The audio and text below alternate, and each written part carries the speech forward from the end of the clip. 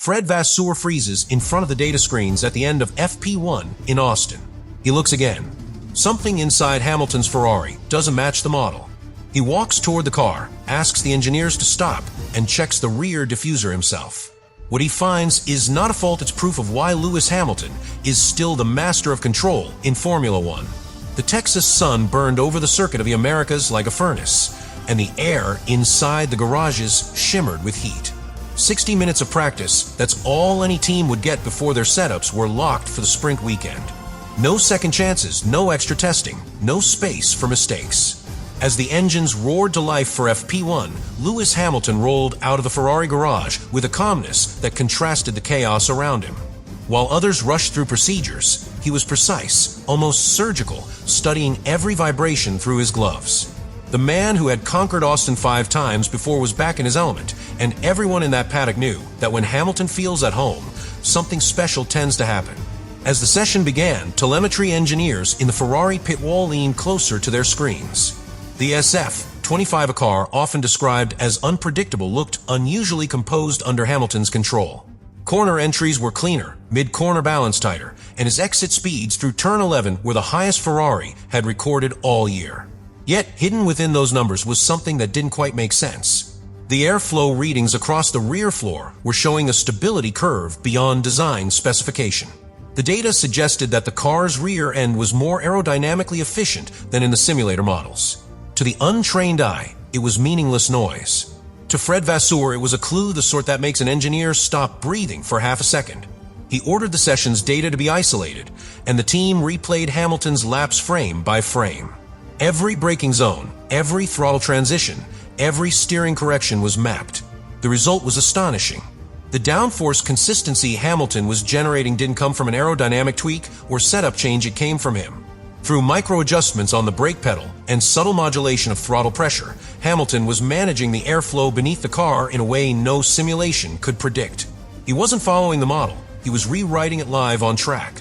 That level of control, that precision of rhythm, was the hallmark of a driver who feels the air, not just the asphalt. By the halfway mark of FP1, the heat was so brutal that even seasoned mechanics were pouring water over their heads, yet Hamilton looked unbothered. Inside the cockpit, the temperature had climbed past 55 degrees Celsius, and still his telemetry showed no degradation in performance. His braking points remained identical lap after lap, and his throttle traces were symmetrically perfect, almost unnaturally so. The Ferrari engineers were speechless. For months they had blamed the SF-25's instability on hardware flaws. Now they were seeing that, under the right hands, the same machine could perform flawlessly. The truth hit them with the force of revelation. It wasn't the car that was inconsistent, it was everyone else driving it. The issue began, as all great engineering discoveries do, with confusion. Ferrari's data analysts were staring at a wall of numbers that didn't make sense. The SF-25 had been an enigma all season, too sensitive, too inconsistent, too difficult to trust. Its balance shifted with temperature, its aero window was razor thin, and its rear stability came and went like a mirage. But during FP1 in Austin, something different appeared. Hamilton's car was showing an aerodynamic equilibrium that defied every model Maranello had built. The rear ride height oscillations, usually chaotic, were suddenly perfectly damped. Tire surface temperatures remained within optimal range, and aerodynamic pressure maps over the diffuser looked clean. That word clean had been missing from Ferrari's vocabulary for months. For Vasseur and his team, the mystery wasn't why the car was failing anymore. It was how Hamilton had made it work.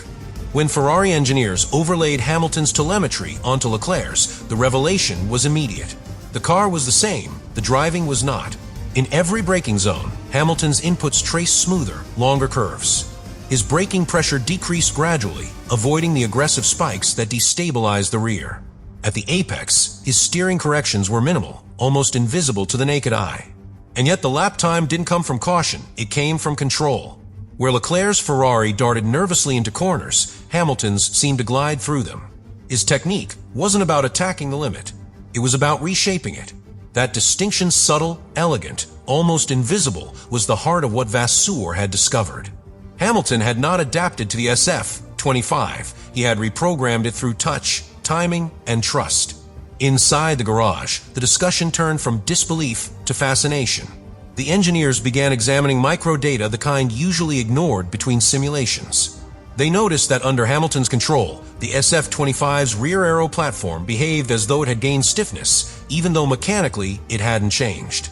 His precise modulation of throttle and brake was altering how the car's pitch and yaw transferred aerodynamic loads. Effectively, Hamilton was driving the aero. By controlling how the car's nose dipped and how the air rushed beneath the floor, he was generating a stability effect that Ferrari had spent months chasing through design updates. And he had done it instinctively, in real time, without ever mentioning it on the radio.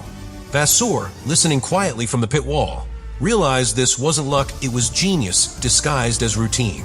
For most drivers, a car like the SF-25 is a nightmare, unpredictable, punishing, impossible to read. But Hamilton thrives in chaos. His ability to sense grip before it exists, to feel the car's weight before the sensors register it, is what has defined his career. In Austin, he proved once again that talent alone doesn't explain mastery, intelligence does. He wasn't reacting to the car's instability, he was predicting it, using the physics against itself. That's why his Ferrari looked serene through corners that tossed others sideways. It wasn't because the SF-25 had suddenly improved, it was because Hamilton was solving its flaws dynamically, second by second, corner by corner. The car wasn't teaching him, he was teaching the car. When Vasseur finally addressed the team, his words were measured, but his tone carried something rare: admiration. "What you're seeing is the difference between a driver and a world champion," he told his engineers. "Lewis is not driving the setup we gave him, he's creating his own setup with his hands and feet." The room fell silent. In that moment, it became clear that Hamilton's influence on Ferrari would go far beyond results.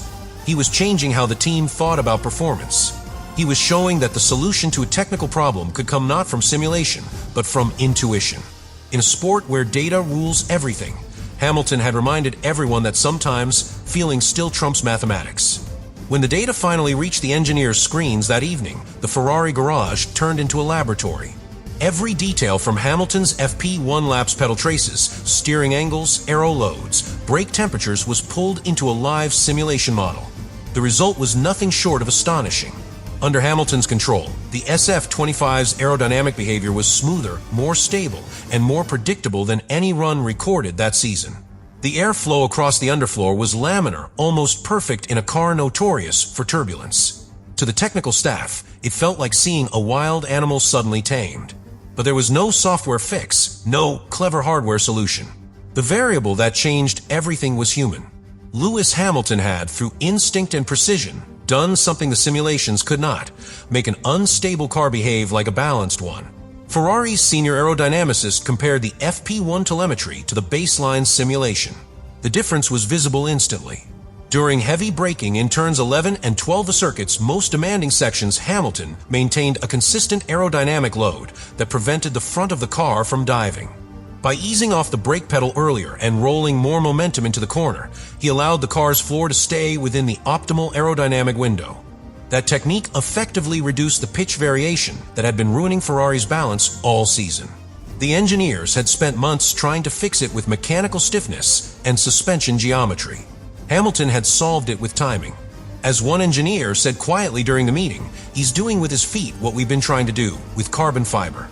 Fred Vasseur sat at the end of the table, arms folded, watching the replay in silence.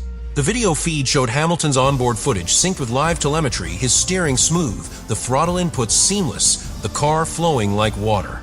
The data showed an aerodynamic drag reduction of 2% through high-speed corners, an almost impossible figure for such a short session. "You can't design that," Vasseur murmured. "You can only feel it." To him, Hamilton wasn't just driving fast. He was translating experience into physics, expressing through movement what software can't compute, the art of mechanical empathy. Ferrari's engineering department decided to push the analysis further. They created a digital twin of the SF-25 using Hamilton's exact control inputs. When they simulated those laps, the car's predicted behavior changed. It was more stable, more efficient, and faster through every medium speed corner. Then they applied Leclerc's driving data to the same model, and the stability vanished. The simulation proved what everyone in the garage already sensed: Hamilton's driving had physically altered how the car generated downforce. He was not adapting to Ferrari's flaws, he was dictating them into order. One of the engineers later called it the Hamilton effect, the ability to harmonize aerodynamics, suspension, and grip into one continuous rhythm that the car itself starts to obey. As the analysis continued, the implications grew larger. If Hamilton could manipulate the car's aero platform with such precision, then Ferrari could study his data to redesign their next generation of vehicles around that natural flow. The development team began storing every microsecond of his FP1 run to feed into the 2026 simulator model. This wasn't just telemetry, anymore it was philosophy. Hamilton was teaching Ferrari something they had forgotten since Schumacher's era, that the best performance doesn't come from the machine, but from the relationship between man and machine. The car doesn't dictate the limit, the driver discovers it. And when that driver is Lewis Hamilton, the laws of physics seem to move ever so slightly in his favor.